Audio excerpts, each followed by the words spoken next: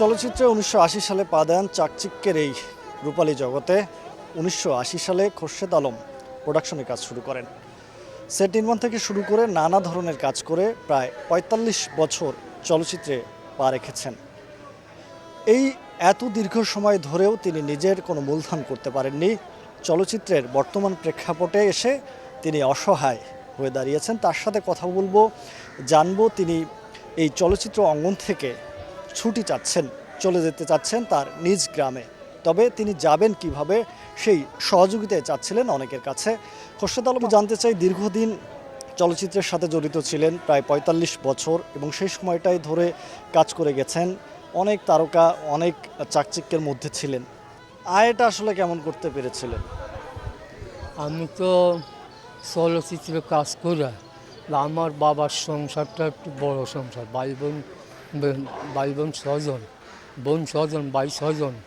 তো বাবার সংসার অভাবের সংসারের মধ্যে এখান থেকে মনে করেন আপনার আমি 2 টাকা 50 পয়সা যখন বেতন পাইছি, 2 শিফট কাজ করলে 5 টাকা পাইতাম।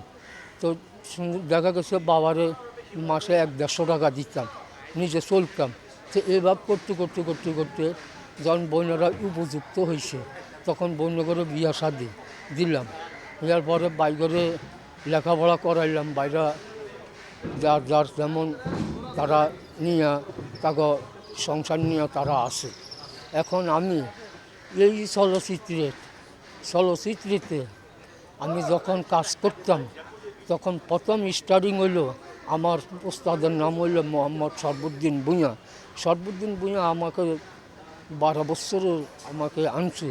আনার পরে সে আমার এই আস্তে ধীরে কাজকর্ম করতে করতে করতে করতে মানুষের সাথে পরিচয় যখন হইলাম, তখন শাহী খানদান ছবি কিবলি মিজান সাহেবের করছি। এই মোহাম্মদ আলী সেট কিবলি মিজান সাহেবের করছি। আচ্ছা যাক, ইয়ার পরে দিলীপ বিশ্বাসের কাজ করলাম। যারা এই দুনিয়ার থেকে বিজয় হইয়া চিরদিনের জন্য চলে গেছে, কিন্তু অসহায় আমি আজ তারা দুনিয়ার থেকে যাওয়ার পরে আমার সত্তার সাহেব দুনিয়ার থেকে গেল। এর পরে সবচেয়ে থেকে প্রিয় আন্তরিক ভালোবাসার লোক ছিল জাফর ইকবাল। আমার প্রিয় আন্তরিক ভালোবাসার লোক ছিল। এর পর দিয়ে জসিম শাহ, এর পর মান্না শাহ, এর পর দিয়ে জাম্বু, এর পর দিয়ে আপনার ডেনিস সিডাম, এর পর নাসির শাহ, এর পর দিয়ে আপনার ইলিয়াস কুপরা, এর পর দিয়ে এদের সাথে আমাকে খুব আন্তরিক আমার ভালো জানতো। এরপর দিয়ে সাবানা ম্যাডাম, ববিতা ম্যাডাম, এরপর কবরী, আনোয়ারা, এরপর দিয়ে এদের সাথে আমাদের সাথে জড়িতভাবে আমরা সুন্দরভাবে আনন্দিতভাবে কাজ করে গেছি। এখন বর্তমানে এই যে রোজার একটা মাস 1 টাকা ইনকাম করতে পারি না। এরপরে দিয়ে এই রোজার ঈদের পরের থেকে কোনো ইনকাম করতে পারি না। আমার শরীর এখন শক্তি কমে গেছে গা, কেউ আমার কাজে নেয় না, চোখে দেখি না, কানে শুনি না।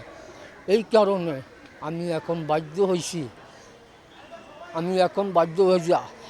আপনার সাংবাদিক মাজাহার বাবু সাহেবদের আমি বললাম যে স্যার, আমি এই চলচ্চিত্রে এতটা বছর কাজ করলাম, কিন্তু এখন আমি বাড়ি থেকে যাবো, কী নিয়ে যাবো, কী করবো নিয়ে, আমার অর্থ সম্পদ নাই, আমি কিছু করবো। আবার 3 মেয়েরা আমি বিয়ে শাদি দিছি। ছোটো মেয়ের বিয়ে শাদির মেদিন মাজার বাবু সাহেব জানে যে আমি 1,65,000 টাকা ঋণ আছি ছোটো মেয়েরা বিয়ে দেওয়ার পরে। আর 2টো ছোটো ছেলে আছে, এগিয়ে পড়ে দাখেলে, এগিয়ে পড়ে আলেমে। এত করে মাদ্রাসার লাইনে দিছি, তারা কবে আমার ইনকাম আমি বাধ্য আমার দিব কি না।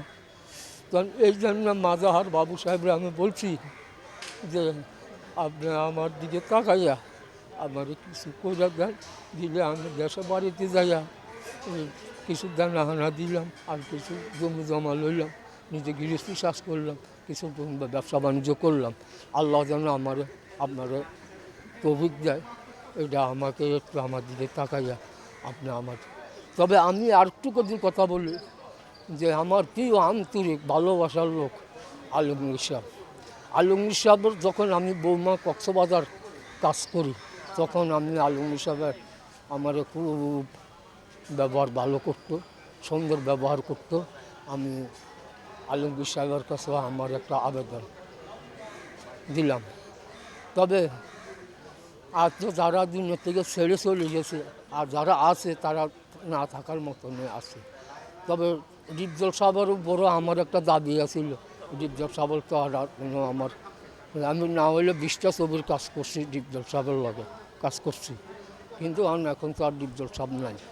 তো যাই হোক, এবার আপনাদের কাছে আমার এই অনুরোধ, আমি বিস্তারিত খোলামেলা কথা সব কিছু বললাম, এখন বাকিটুকু আপনাদেরকে আল্লাহ যদি বাসায় রাখে, হেফাজতে মাওলা কারিমে হেফাজতে রাখে যদি আমার সুন্দরভাবে কাজটা করে আমার দিতে নারি না, আমি তো বেশ গরমা জায়গা বলতে পারি যে আমার জন্য তারা।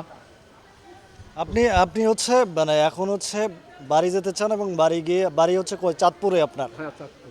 বাড়ি গিয়ে যে বাকি জীবনটা কাটাতে চান, হ্যাঁ সেটি সবার কাছে আবেদন, এবং যাদের সাথে কাজ করেছেন তাদের কাছে সহযোগিতাও চাচ্ছেন, সেটাই তো বলছেন। কত বছর থেকে কাজ পান না আর? ও এরপরে দিয়ে এই যে করোনা গেল, করোনা তো গেল, করোনা যাওয়ার পরে যা মোটামুটি কোনো রকম টুকটাক কাজকর্ম করতাম, করার পরে এরপর দিয়ে আইলো বন্যা। এবার ছাত্ররা আন্দোলন করলো, আন্দোলন করার পরে ছাত্ররা আন্দোলন করার পর এবার আইলো বন্যা। এই 6টা মাস 8টা মাস নিজে কী খাইছি না খাইছি বাংলা কারণ তুমি জানো, তুমি জানো। এই ঘর দরজা নাই, সব পানি চলে গেছে। এই কোনো রকমে চালু তোলা দিয়ে কোনো রকমের বসত কথা ঠিক করে রাখছি, বুঝছেন। তো যাই হোক আর কি, আর আমি আর কি বলবো, আমার কথাগুলো কিন্তু আসলে আমি মনে খুব কষ্টের কথাগুলা, আমার ইতিহাসগুলা। এই অঙ্গন থেকে যে চলে যাচ্ছেন, কষ্ট হচ্ছে না মনের মধ্যে?